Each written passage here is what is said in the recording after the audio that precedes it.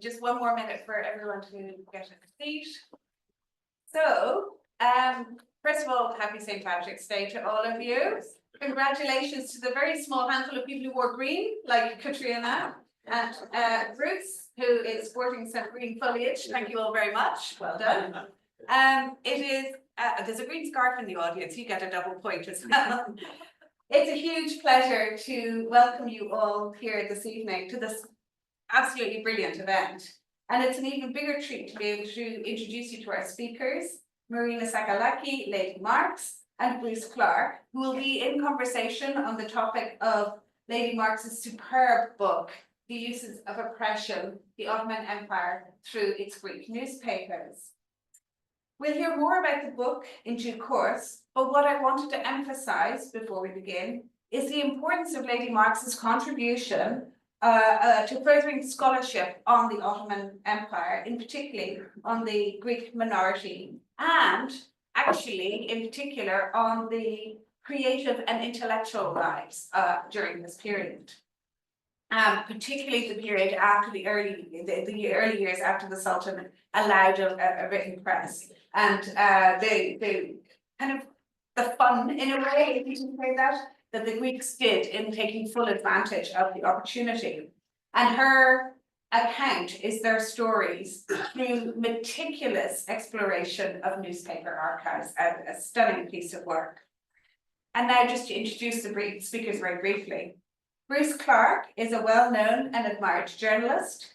He worked for The Economist, he's written for The Times, Financial Times, and Reuters. He's also the author of several books. I don't know why I'm introducing you to Bruce, everything else. He's author of several books, including Athens, City of Wisdom, published in 2021, and the very well-regarded Twice a Stranger, How Forced Migration Forged Modern Greece and Turkey. Bruce is a true Philhellene and is extremely well loved here in Athens. Our key speaker and author is the wonderful Marina Sakalaki, Lady Marks. There are so many things to say about her amazing achievements. Sorry. Thank you for making me Cretan. I mean, my first Greek was Cretan Greek, and every time I'd say ochi and etchi, and my Athenian Greek teacher was disgusted with my Cretan accent. Anyway, back to you, Marina. Don't distract me here. There are so many wonderful things to say about her amazing achievements, but I'll focus on just a few. She undertook her PhD at SOAS, University College London, and I'm glad to say she was strongly encouraged to publish her work, the topic of tonight's talk. And actually, it's a remarkable achievement in that she was doing so many other things at the same time. You need to consider all the other work she was doing. She learned Turkish in order to write this, which is excellent. She looked after her family, another reason to give her an award, in fact, very important. And she was also chair, and still is, of the Michael Marks Charitable Trust. And in fact, this year, I'm delighted to say that the BSA welcomed the two inaugural awardees for the Michael Marks Award for Poetry Pamphlets in October. They were an absolute treat, and we look forward to welcoming the new awardees in the autumn. Lady Marks was awarded the Order of Merit by the Sovereign Order of Malta for her charitable work. And to summarize, she is an academic, a linguist, a family woman, and a philanthropist. Lady Marks, we're thrilled to hand the floor to you and Bruce, and thank you for being here. Thank you very much.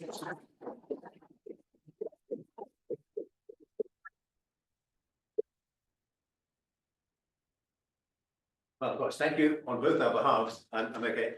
Thank you on both our behalves for that very flattering introduction. We all have our memories of the British School at Athens.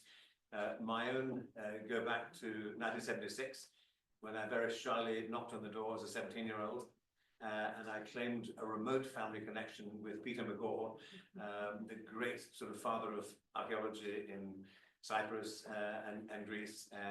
And on the strength of that remote connection, I was received here and helped. So my memories of this place are both fond and long-standing, and a wonderful place to be spending St. Patrick's Day.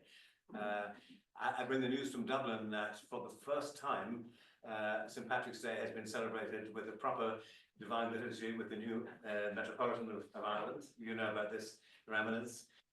So we've had a proper sort of celebration of St. Patrick's Day, which is appropriate for the undivided church, shall we say. So I bring that happy news from Ireland.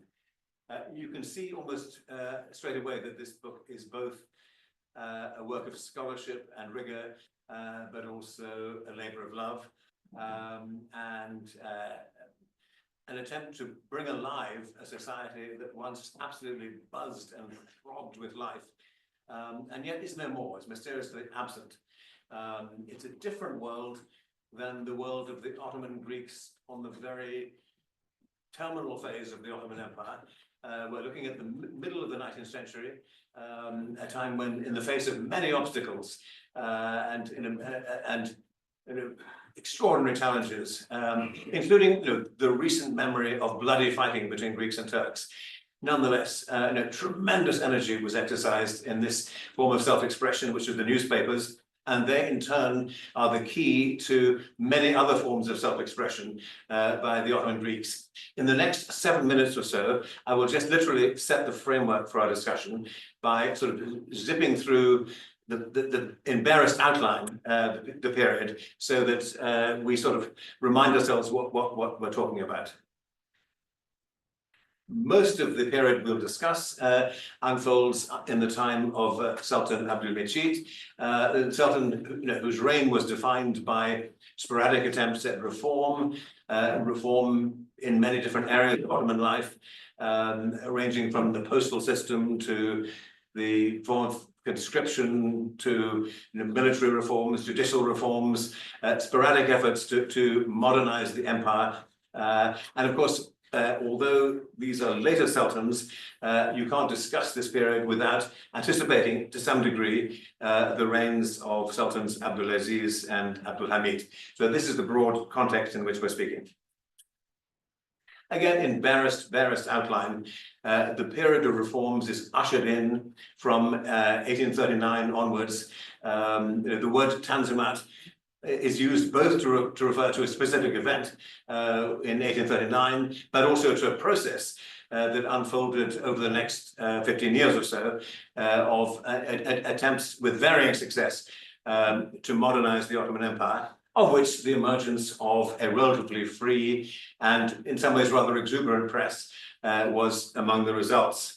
Again, in barest outline, defining the course of the Crimean War, the defeat of Russia by the alliance of Britain, France, and the Ottomans, which has its effect on the balance of power in the Ottoman capital. It means that for a time the British and French parties are in the ascendant, and anybody reading the press has to interpret the press in the light of that ascendancy. So that the balance of power, which was shifting literally by the year and by the month, but at the period when the press was at its height, it's also fair to say that British and French influence was also at its height. That's an important key to understanding these newspapers. As a direct result of the Crimean War, and under strong encouragement from the British and French, the Sultan issues a reform edict, Hati Humayun, whose purpose notionally is to render equal the status of Christians, Muslims, religious minorities in the empire, with very mixed results, as we'll hear in our discussion. Now, a less well-known event, more of a process than event, which explains the time period chosen for this book, is that gradually from 1859 and over the next couple of years, the relative freedom of the press, which gave rise to these exuberant newspapers, is progressively shut down. And that explains the time period of the book. That explains why the book is cut off at 62 and doesn't extend, for example, to the constitutional period. But nonetheless, through the press, we can see rumblings of events which are to follow, including the breakaway of the Bulgarian church, the fluctuating attitude of the Ottoman authorities to the Bulgarian breakaway, the attempt of the ecumenical patriarchate to stop that breakaway. So all these events are looming there. They haven't yet taken place, but you can feel them rumbling away in the background as you read the press of this period. The sheer number of Greek newspapers is extraordinary. I mean, there were in all 27 titles produced in Greek by Greek Orthodox people, and of all the various categories of newspapers that appeared in the mid-19th century in the Ottoman Empire, this was much the largest category. Of course, there were others. There were Armenian newspapers. There were newspapers of the Jewish community. There were newspapers in Karamanli script, and indeed there were Ottoman newspapers, but among the various categories of newspapers, much the most numerous were the Greek titles, not all of which lasted very long, of course. And studying this period, we come across some exuberant and remarkable characters, and we'll have much more to say about that. Beginning with the Constantinople scene, the so-called neo-Phanariot elite, who were, by definition, manipulators of the system of power and had to remain very close to the fount of power in order to function at all. People like Konstantinos Fotiadis, who was both a great educator at the Megalitogenos Scholi, the great school you see here, but also one of the first directors of the newspaper Telegros to Vosporo, a man whose family was linked by marriage to Stephanos Bogoridis, an immensely powerful figure who also personifies this neo-Phanariot spirit that was afoot in the early to mid 19th century. So when you're talking Constantinople, you're talking power, of course.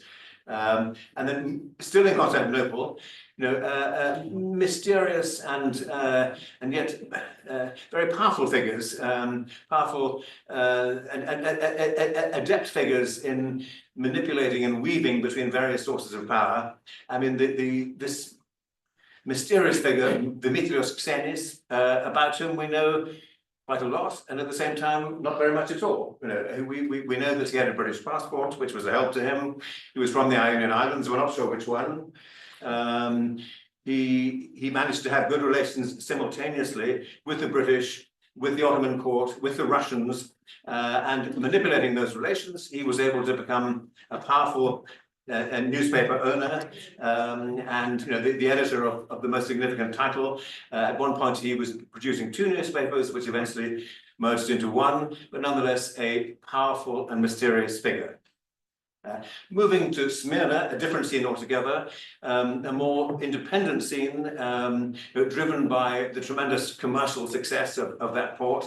Passionate and energetic figures like Ioannis Skilisis, about whom we'll hear more. I don't want to preempt our conversation, but somebody who was ultimately so passionate about bringing culture and enlightenment to his people. He was a French-educated man, but an immense patriot, if you like, an immense patriot of the Greek language and in the broader sense Greek civilization, and he was prepared to move away from his home city ultimately to make sure that the Greek-speaking public was supplied with newspapers. So another wonderful character.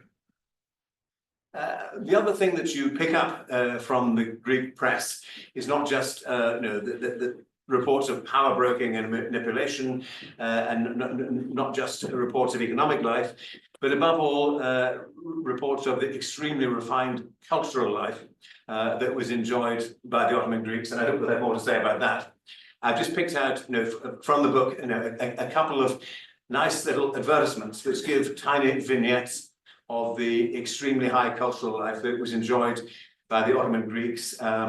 Here's a bookseller in Smyrna, Mr. K.N. Stanemis, informing the public that he's just received a new batch of books in French, the popular French novelists. They were very widely read, both in French and, of course, in Greek translation as well.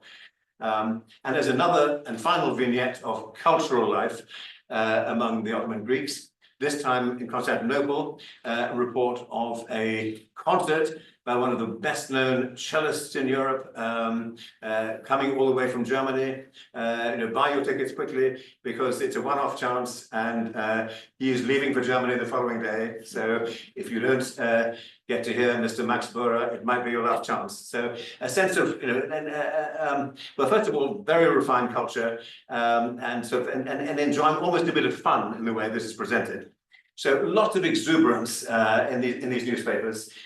Exuberance in the field of commerce and economics, exuberance in the conduct of power struggles, you might say, and also exuberance in cultural life. So that literally, in 7 or 8 minutes, sets a framework for this book, and it tells you roughly the context in which these events unfold.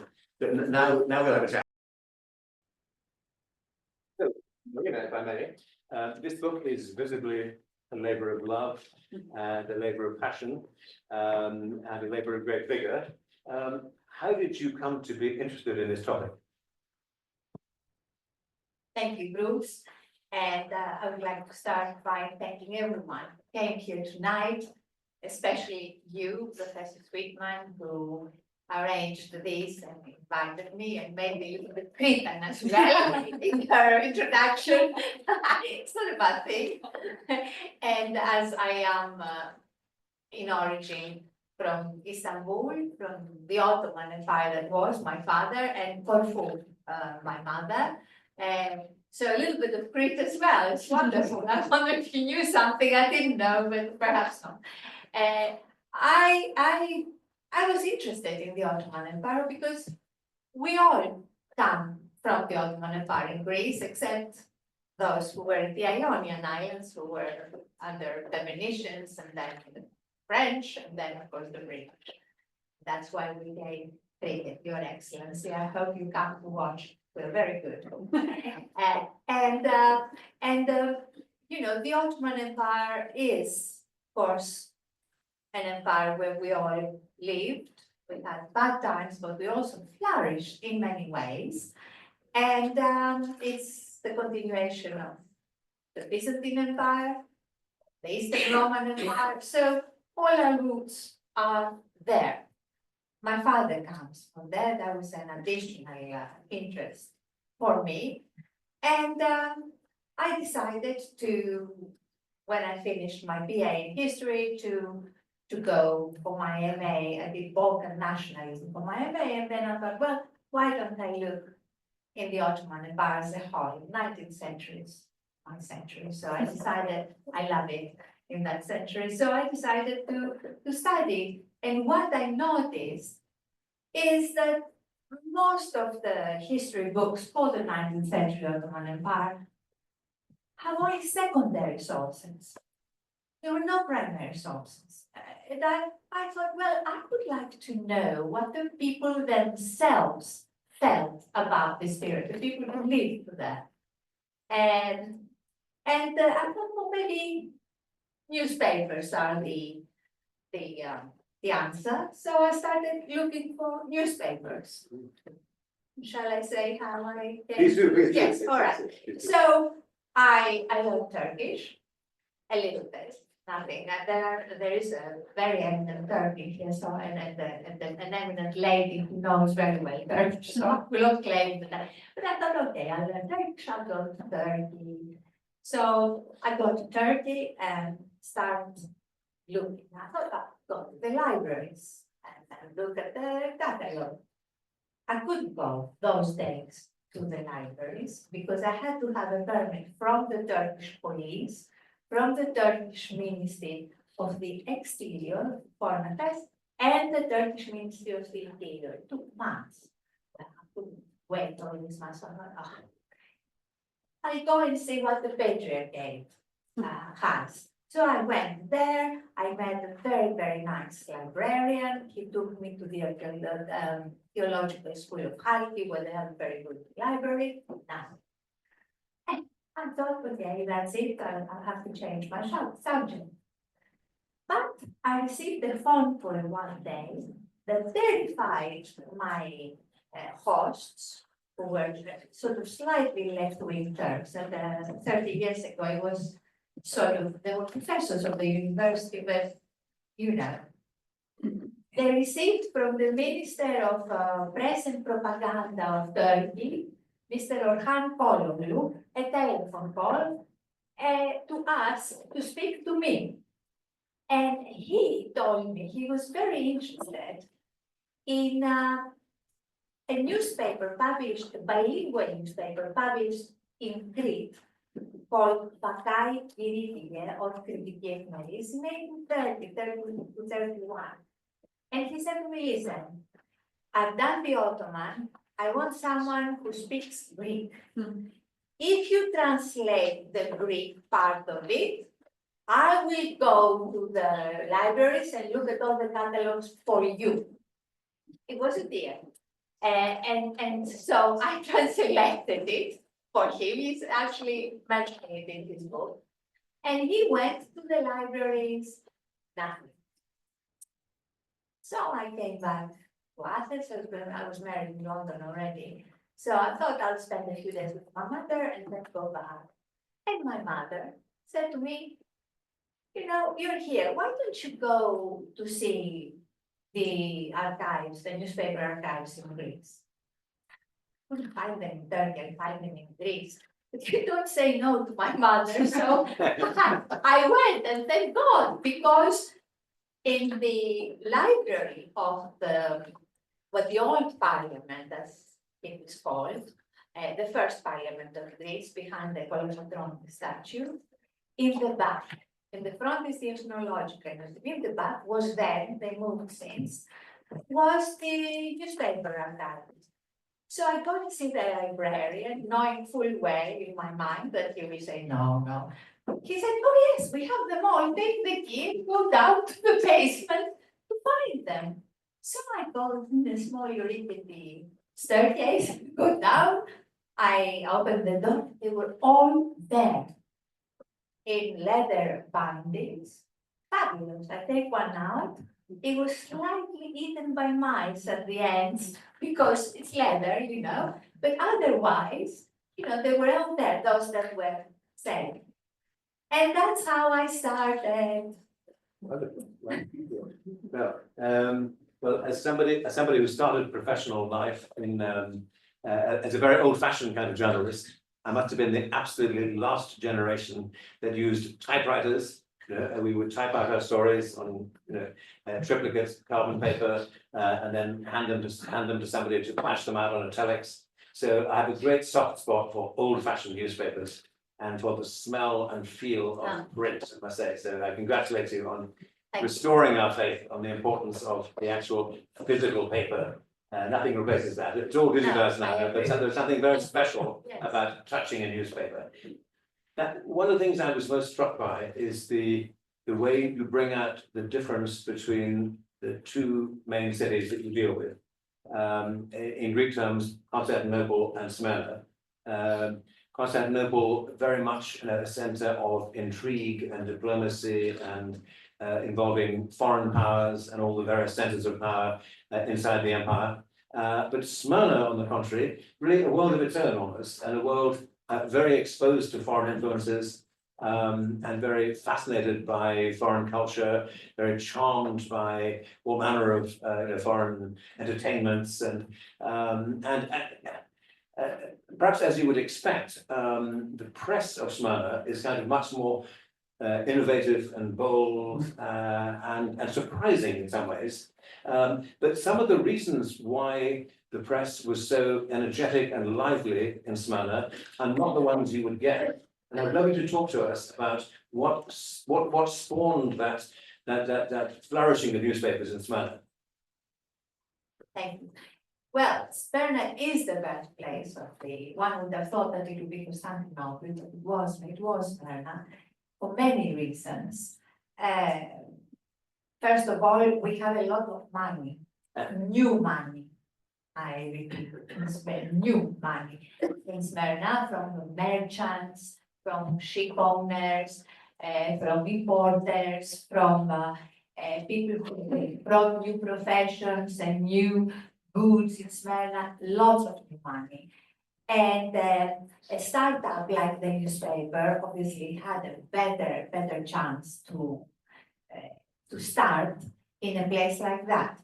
It was quite far from the eye of the capital, because in Constantinople we have both the Patriarchate, which is a very conservative institution, and they were worried that an innovation will bring the wrath of the Ottoman Empire, and we have problems, and the Ottoman government. So they had more of a freedom to maneuver, let's say. There was a quite educated crowd, very open to new things. We have some practical things there. They had paper mills, so easy access to paper in Koryphasson and Kuklujan in Turkish, which is 2 hours from Smyrna. Might seem a lot to some people, but 2 hours was nothing those days when things had to take days to arrive. And they had 5 French newspapers who were published there, and they were started by Alexander Black, whose father was the lawyer of Louis XVI. So he defended him in his trial, and when, of course, you know the result, he decided to sort of live in a bit of a hurry and arrive in Smyrna with his family. And his son was very eager to publish newspapers. He was very political because of his father, and they had a bit of money as well. So he started the newspapers, and he employed Greeks to be the printers, the typesetters, and so on. So these people now, when the Greek press is going to start, they have experience. They know how to do these things. And so that was another thing. The third thing was the missionary activity in Smyrna. It had a negative effect, of course, but even through this negative effect, the first newspaper of Mnemosyne started because the missionaries arrived in the Ottoman Empire trying to convert the Muslims into Christianity. It didn't happen. So then they looked around and they saw the Greeks in Smyrna. They thought, they're sort of Christian, but not our type, so we'll convert those. So they started thinking of ways to attract the Greeks.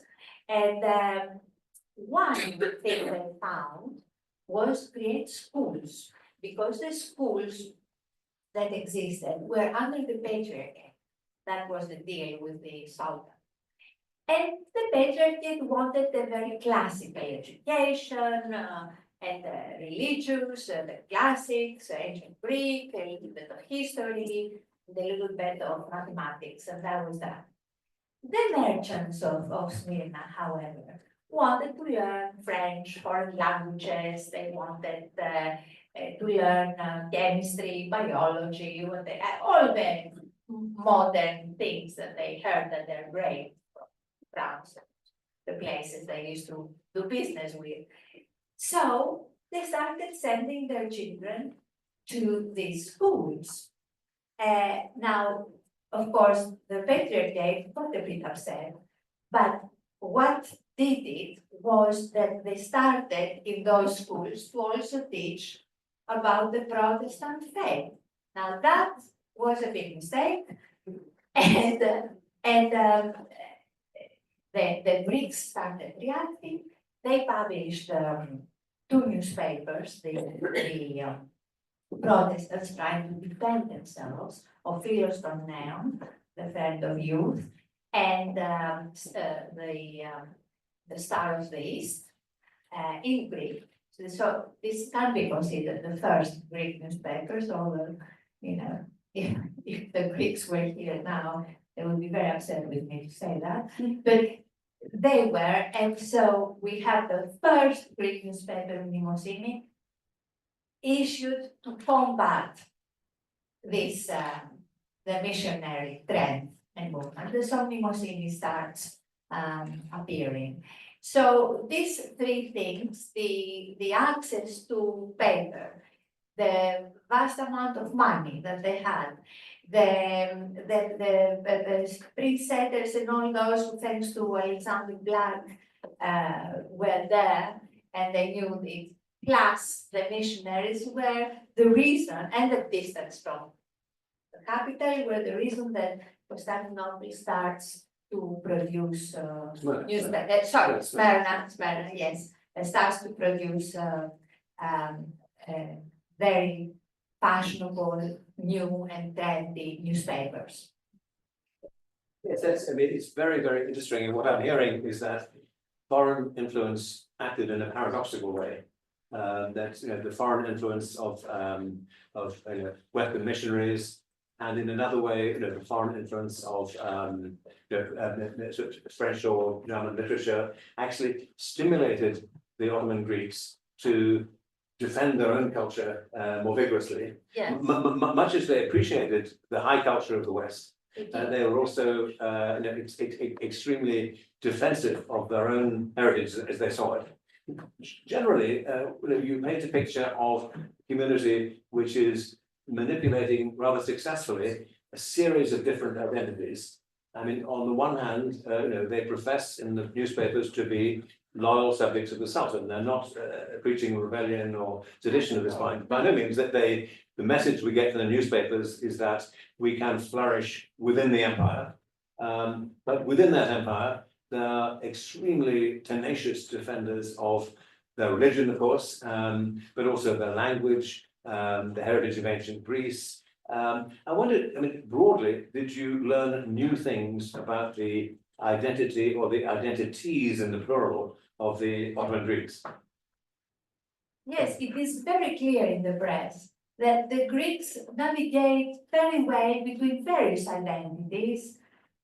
Roman, Rome, they know very well they're the descendants of the Roman Empire, the descendants or the carriers of the Orthodox religion, which they established in the world. That's how they feel.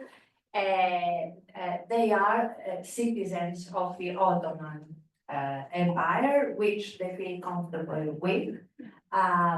They are Greeks. In other words, they speak the Greek language, so they are the descendants of the Greek culture. And they navigate, and also they feel very European, very European. And you see in the newspapers, especially in the newspapers of Smyrna, the amount of French literature that has been translated in their supplements, and the kind of literature that women like, mostly, Eugene C. and Alfred de Musset, Victor Hugo, all these theaters, so you say they read them heavily in their supplements. Also, they had supplements called patron. In other words, they were bringing the French fashion of dresses in these designs, and because they used to do these things at home those days, they helped the Greek women with their seamstresses to create the French dresses. They had French music, they had supplements with French and Italian. The Italians also gained a bit in the melody. And they had piano and singing. Because of course, every good bourgeois girl had to learn to play the piano and speak French. It was, And as a result, also you have a lot of adverts in the press where a lot of teachers appear, where they teach French, they teach piano, they teach dancing, that's another dance. A lot of maids advertise that they can do they can be ladies' maids and make their hair in the French way and help them dress up in the French way, full of adverts like that, the Brexit or Smyrna. So this is how they managed to, well, they didn't think anything of it. They were Romans, they were Orthodox, they were Greeks hailing from ancient Greece, they were Europeans. They felt that they could move in any of those milieus with great ease. Indeed, so they were very careful keepers of balance, if you like, and manipulators of conflicting influences. But then one might have thought that the great landmark event of 1856, the Hadi Hammurabi, which proclaimed religious equality throughout the empire, that this would have been a great blessing for all the religious minorities, for the Christians in particular, and indeed it does seem to have had some blessing for certain communities. And yet, as emerges in your book, the consequences were in fact rather paradoxical. They were very mixed. And do tell us about that. Yes, I would like to read you, if I may, two things that explain the reception by the Christians and the reception by the Muslims, because the Muslims were very negative, absolutely negative. They were so negative that they tried to kill the Sultan. We have reports in the Greek press that they thought he was a betrayer of faith, and how dare he say that the Christians are equal to the Muslims when they're not. You know, it's in the Quran, they would say, and they really attacked the Sultan many times, and it's all reported in the press. But I would like to read you very briefly, if I may.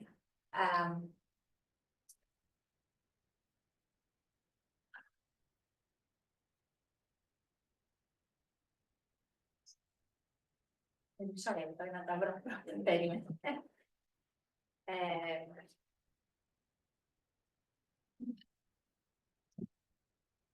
So we have, I'll read you one report from the Telegraphos του Βοσπόρου about the reception of the reading of this the Hadith Mayun, which was the edict that proclaimed that there is going to be equality between the Christians and the Muslims. In Philippoupolis, which is a city, today it's called Plovdiv, today it's in Bulgaria, but it used to be in northern Thrace, let's say, when it was in the Ottoman Empire, and it's a mixed city, both with Bulgarian Christians and Greek Christians, and not too many Turks or Muslims, if you like. So, the reaction of the Christians after they heard it, it says it was like an electric spark that ignited Christian enthusiasm all over Turkey and lifted the heart of the Christians. In Philippoupolis, after the reading at the governor's house on February 27, the mass of people who were gathered outside cried enthusiastically, "Hooray!" and then moved on to the Metropolitan Church of the Virgin Mary with their Bishop Chrysanthos, and there he made a liturgy of thanks, and he delivered with eloquence a short speech full of meaning. So that was Philippoupolis, and in places where the Greeks were the majority, which was mostly the cities, or the Christians were the majority, this was the reaction. But we have also some other reactions by the Muslims. And I have a very nice letter from El Mali of Pamphylia, which is near, it's in Asia Minor. So, okay, so it describes, it is published in Imera, which is a Greek newspaper here published in Trieste by somebody from Smyrna, that I will talk to you later. And he wrote, and they wrote, the Hadith Mayun is hardly understood by the Ottomans here, who are anyway scarcely different from beasts in their ignorance. The Qadi, the judge, read it in the governor's house, and the notables heard it. But what the Muslim people understood was that they were forbidden to call the Christians Yaur and Kafir. After that, these very curses became even more common. Of course, you have to understand that all these things were written in Ottoman Turkish, that the ordinary people didn't know it was the official language of the. So it's a little bit understandable that they didn't understand what was going on. But it certainly, they had the reading of the Hadith Humayun increased the curses against the Christians according to this one. And I have to say that the Muslims, there are a lot of reports about attacks against governors, against the Sultan. They hated the idea because they thought that it goes against their faith. They thought it goes against, that was anyway what the pretext was. They thought, well, we're Muslims in the Quran, we are the top dog, and so that's it. We don't want to give equal space to the Christians. So there was a lot of, even in Constantinople itself, there was a lot of negative reaction against the Christians as well as against the Sultan and its ministers. A lot of negative reaction. Yes, one of the first thoughts I had on reading those passages which describe sort of intercommunal violence as a result of the edict is just how extraordinarily free the press reports are. Evidently, those Greek editors and their correspondents in remote places felt that they could freely describe whatever bad things were being suffered by Christians. And I suppose in a sense they felt that they could be loyal to the Sultan, but at the same time very critical of what some of the subjects of the Sultan were doing in remote places. But nonetheless, in the broad sweep of things, it reflects a remarkable freedom of the press, and exuberance of the press. Yes. Now, we mentioned very briefly some of the great characters of the Ottoman Greek press. I mean, this is a story not only of newspapers and titles, and actually the titles tend to change rather confusingly. It's an easier story to understand if you focus on some of the great, exuberant, and larger-than-life characters who really sort of put all their passion and energy into producing newspapers and into overcoming all the many obstacles that were put in their way. And I've mentioned two of them very briefly, Stylices and Xenis. Yes, But I'd love you to mention either those two or any of your favorites, just whatever comes to you about particularly sort of strong and exuberant characters from that world. These two are my favorites too. Xenis, of course, was from the Ionian Islands, so because I hail from Corfu, I have a special, but both of them, they were extremely interesting. All of them were very interesting. They were doing something new, and they were taking risks. They were very outspoken, and they did get reprimands now and then, but nothing too much. I don't know if any money changed hands, but I can't say. But it seems that they got their licenses after a while. I'll tell you a little bit about Xenis and Ioannis Stylices. Xenis was an amazing character. He turns up from the Ionian Islands to Corfu, carrying a British passport, which meant that no one could touch him because the British at that time were very powerful. And so he with lots of money. He was an extremely flamboyant character. He was dressed with the nines. He was on a horse. He had this fantastic horse. And the footman that was running after him. So everybody was coming out in the streets, were standing out to see him because they'd never seen anything like it, especially from a Greek, because the Greeks were not allowed to go on a horse. It was forbidden. He had British passport, so no one could touch him.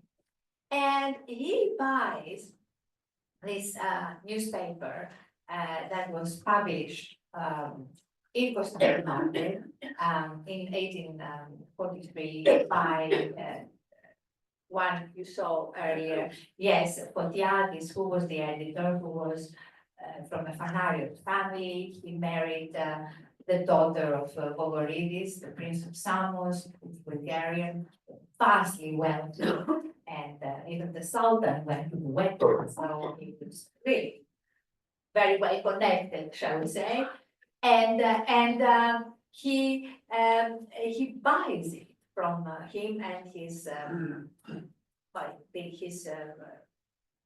partner, let's say, who was a very good Christian. That's all we know about him, Athusidis, whose Greek was not very good, so he employed Photiadis, got him as a partner. And so he buys it, and he starts publishing. So really, I mean, if you see this paper in the flesh, you know, it's like the Times of London, and it's really brilliant in its construction, very high class, excellent Greek. You know, he befriends everybody who was anybody. He's a great friend of the Russians as well, the Russian embassy, the patriarchate, although he is very modern, and in later life, after a period, he actually sides with the anti-patriarch group of modernizers. He wears flowers. He's quite and he hates the French, which is amazing, you know. And I have to read you this very interesting thing that he upset a very important man of the Phanariot family. So let me find it.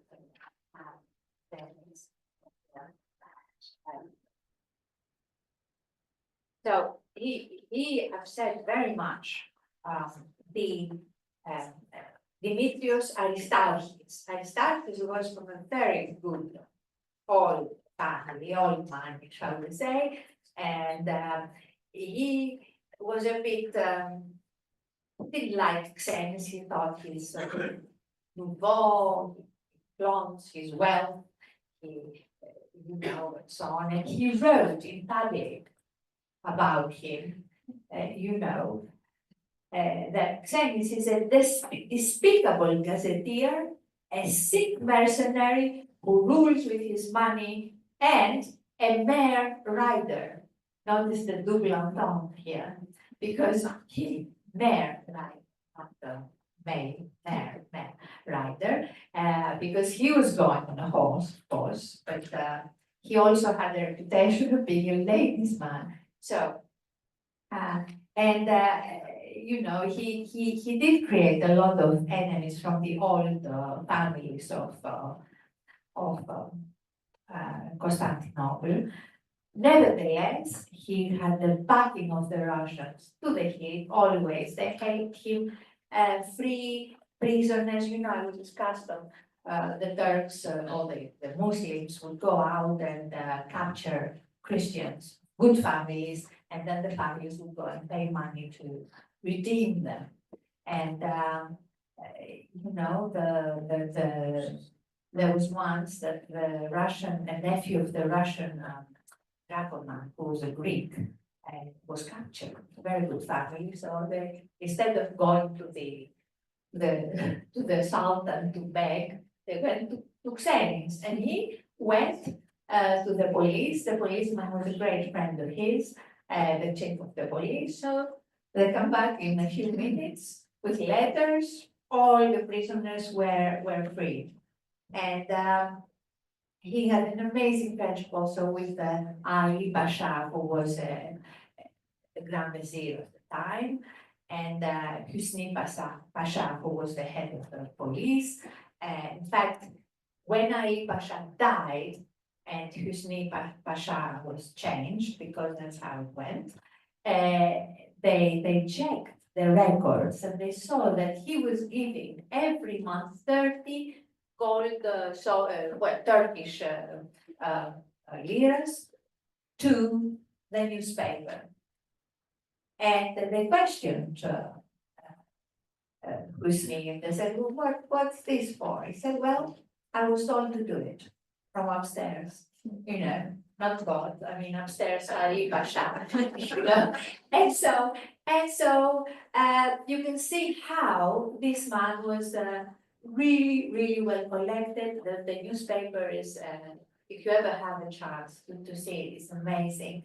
And he continued to publish it until his death in the 1890s. He lived a long time. And so this is Xenis, he dominated Constantinople. And the other guy I am very interested in is Stylices, who is extremely interesting character, completely different. He comes from a very good family.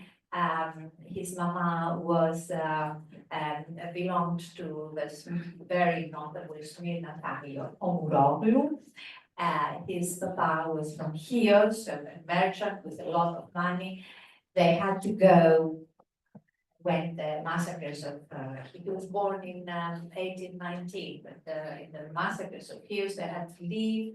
They went to Kythera, where he had his first lessons. Kythera was British at that time, or under the British umbrella. And then he went to Smyrna. He loved French. He's the opposite of Xenis. He translated Arte de Musée, Lamartine, you know, he gave lectures in Smyrna. He was really, really well educated. Then he decides to go to Paris to learn physics. Nothing to do anything, but he went to Paris. And when he was in Paris, in Greeks, they promulgated the first constitution, which divided the Greeks to autochthonous and heterochthonous, autochthonous and heterochthonous. So those who were born in the new state of Greece and those who came from other places. And they only allowed in the civil service, it claims Greeks from them. And so they only allowed people who were born in Greece, not people who came from abroad. It's the article number 3 of the new constitution. So he was really upset, and he wrote a public letter which said, come on, you know, when we were fighting for the independence of Greece, everybody was welcome. Now that we have our own state, you say only those who are born in Greece are allowed, and the others nothing. This is terrible. So he really he made a big noise about it. And then he goes back to Smyrna and decides, because he was very politically minded, to start the newspaper, which was the most successful newspaper of Smyrna for me, although another newspaper, Amalthea, was the longest running, ran over 100 years. It came to Greece with the refugees. But Ephemeristis Smyrnis was it, you know, it was a great newspaper. It had political news, but it also had a lot of social news, 3 supplements, one for music, one for translated novels, and the other for this patron where you make your own French clothes. He was an amazing guy, but the patriarchate thought that it was a bit not on, it was a bit too much. So, yeah, well, you know, because he was very gung-ho about the European culture and so on, so they thought, and he leaves in 1856 and he goes to Trieste, where we have also a Greek, important Greek colony, well, in Austria, of course, was full of Greeks, merchants and otherwise, Austria and Habsburg lands. And he starts publishing Imera. And in his first, when he proclaims why he's publishing it, he says, I am leaving Smyrna and I'm publishing this here because I will not be I can write what I like which meant that in Smyrna, there was a kind of censorship. But at that time, the censorship of Greek matter was given entirely to the patriarchate.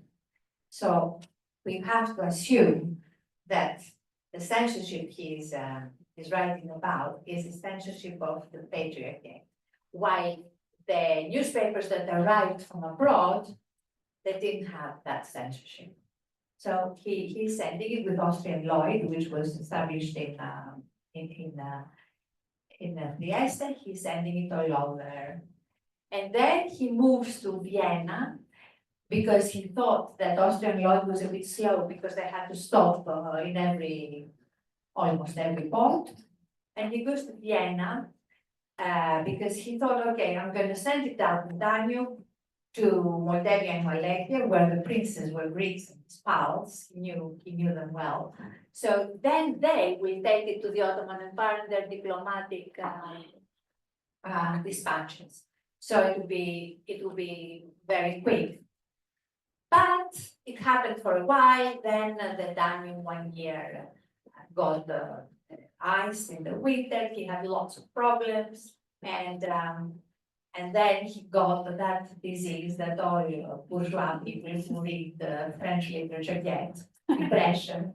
So those days it was very fashionable. So he got a bit of depression, and he stopped the newspaper and he went back to Smyrna. He started giving lectures, and then he died in a very, very old age. But while he was published, his newspapers are absolutely amazing. I really got such enjoyment reading about them.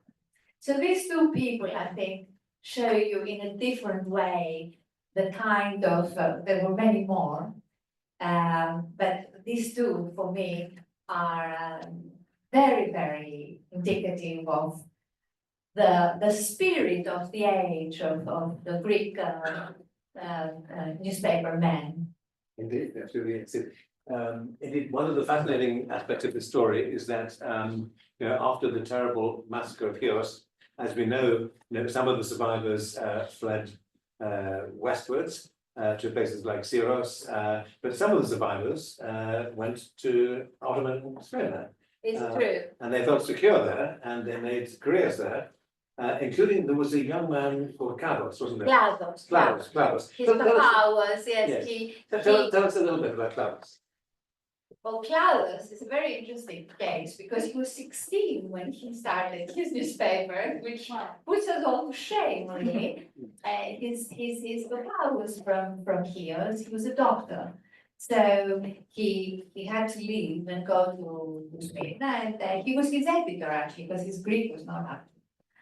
But I mean, he really is not what we call politically correct. Not at all. He opens his mouth and hits everybody. He calls the conservative establishment blood sucking, in public and things like that, And he tried to publish newspapers without permit. They closed them down. He started another one. Eventually, he got one, a state senator list, which lasted for a few years. But then he thought, okay, I've done that. So he goes to Constantinople and he becomes one of the most famous bankers of the 19th century. Well, the Bank of Constantinople, that was Bank Ottoman, as it became. Yeah. So that was one response, you might say, albeit very indirectly, to the tragedy of Chios, that people sort of look forward to the future of the whole, Yes. And they were brave and optimistic, and they looked for opportunity wherever they could find it. Just, on a slightly lighter note, we've seen that the newspapers are a key to the hobbies and entertainments and the fads, if you like, of the Ottoman Greeks, and the things they like to collect, the things that the foreign objects which they like to have as curiosity in their houses, the places where they like to go on holiday. Tell us about an advertisement or two which reveals the taste of the Greeks in that respect. I'll give you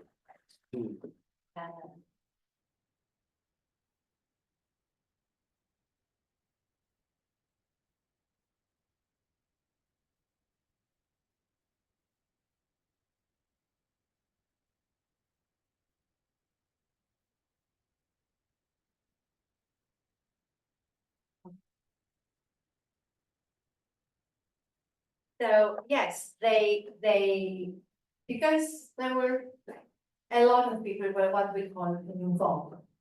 And they wanted to impress the Joneses, as you would say in England, they wanted to show off a lot. And then, so they would invite to their house, and they wanted to have the latest of everything. So a lot of merchants had sussed that out, so they started bringing sort of new fads, let's say, and they would go to a hotel, get a room in the hotel, and then advertise in the press about, you know, what they brought. So there's an advertisement here, which is from the letter that was borrowed, and says, in Halidehan, number 43, a merchant has brought from St. Petersburg and Moscow silverware that one cannot find in Constantinople.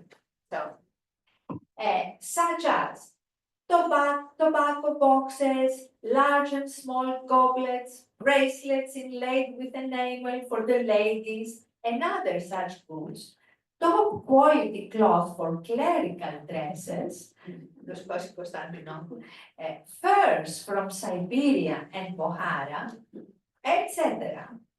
The same man can show you a most technological thing fit for a European royal study. Those who are interested in buying the above mentioned goods at excellent prices would also ask to see a most wonderful and precious emerald weighing 320 carats. I don't.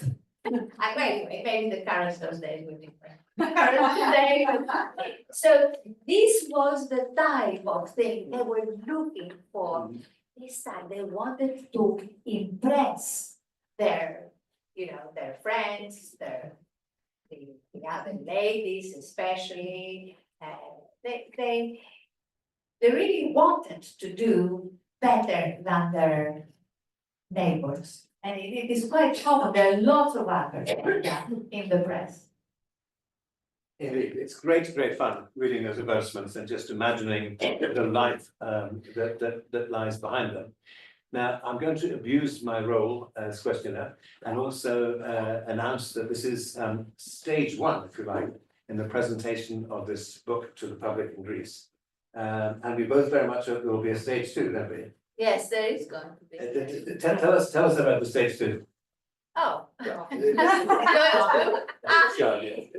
Well, exactly, because Irene Sarioglis here, I will do it. And there is a festival called Beyond Borders, which takes place in a tiny little island,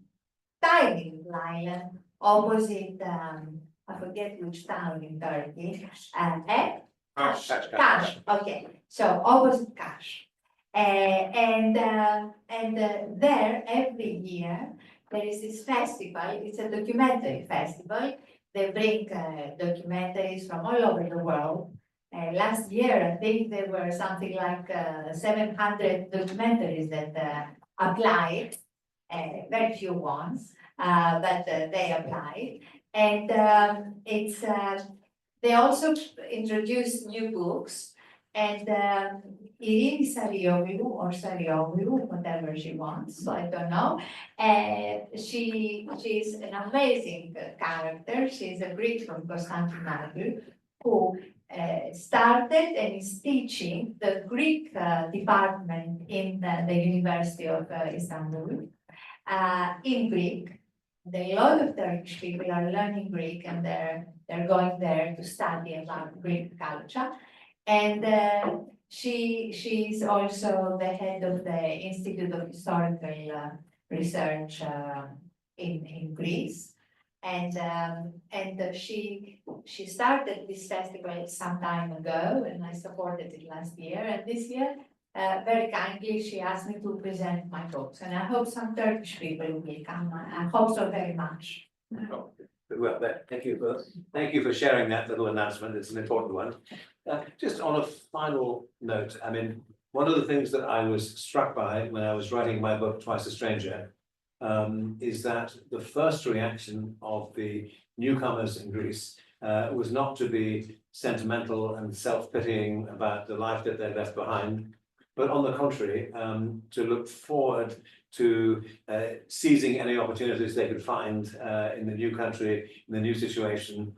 And whatever period you choose, I mean, one of the features of the Ottoman Greeks is that they're extremely down to earth, extremely practical, and they have it, although they're very proud of their heritage and what went before, they also have a very strong sense of future generations.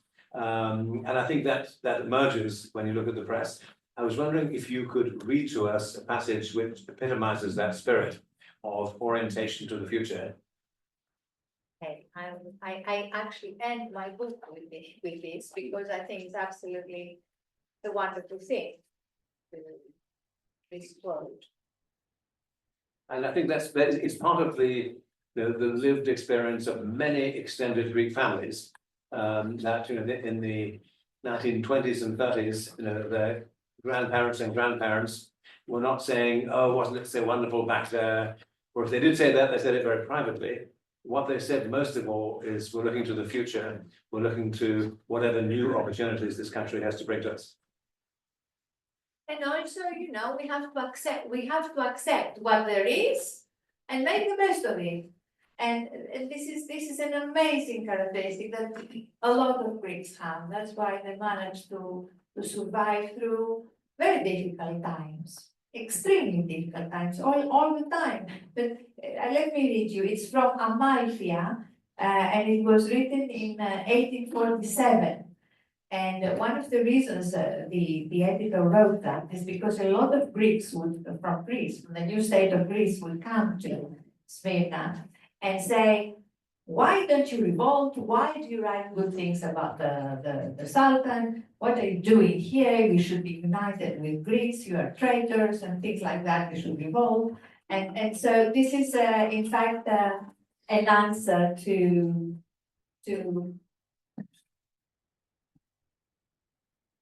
okay. That was for me. So it's an answer to these Greeks, Greeks from Greece. And he says, "Nations do not live by memories of the past and hopes for the future alone, but it will be preferable for them to accept their present condition and strive to improve it without violent changes and destruction." And I think this is a very good advice, very good advice to say. Well, thank you for ending, Marina, on that very constructive note. I think we've come to the end of our list of questions, haven't we?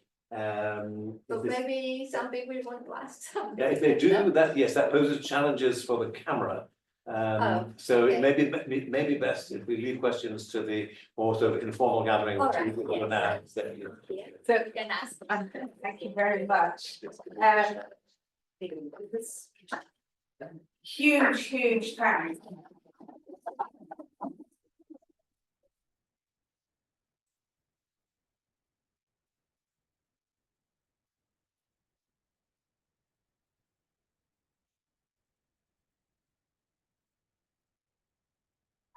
Felt like the appreciation, Bruce and Marina, that we didn't want it to end. So thank you very much. I have to say, I don't know if anyone, I mean, it may not be your thing, but rugby, bringing up rugby. After the rugby last week, Xennies and the Irish have something in common in terms of their attitude towards the French. Huge thanks to Bruce and to Marina for this amazing, wonderful conversation. Thanks to Bruce for his probing questions, but Marina in particular, thank you so much for giving us a fascinating and engaging insight into the incredibly rich and varied lives of the Ottoman Greeks. Marina has shown us how important it is to look at source material, how her tenacity in finding that material led to some incredibly important findings. And it's clear that the work she did has definitely been worth it.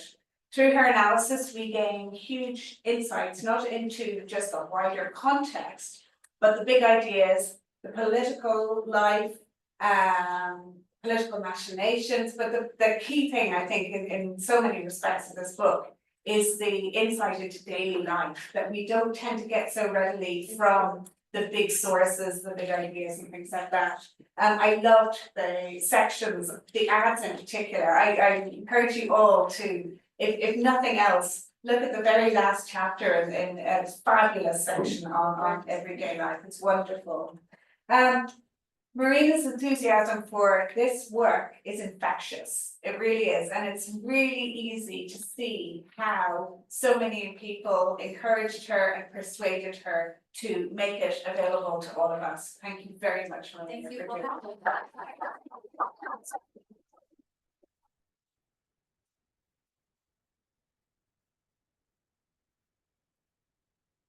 And just before we let Marina go, and Bruce, we might keep you, Bruce. Marina has really kindly donated a number of copies of her book to the BSA. And they will be available downstairs if you would like to pick up a copy in return for a donation to the BSA. We'd be very grateful, and of course, the book is well worth it. For sure. And the other thing is, it gives me a huge pleasure to be able to invite you to a reception. Thanks to Marina for doing that, and we're grateful, so grateful to you for being here. And thank you all very, very much for coming. And I hope we see you all again soon at the BSA event. Thank you very much.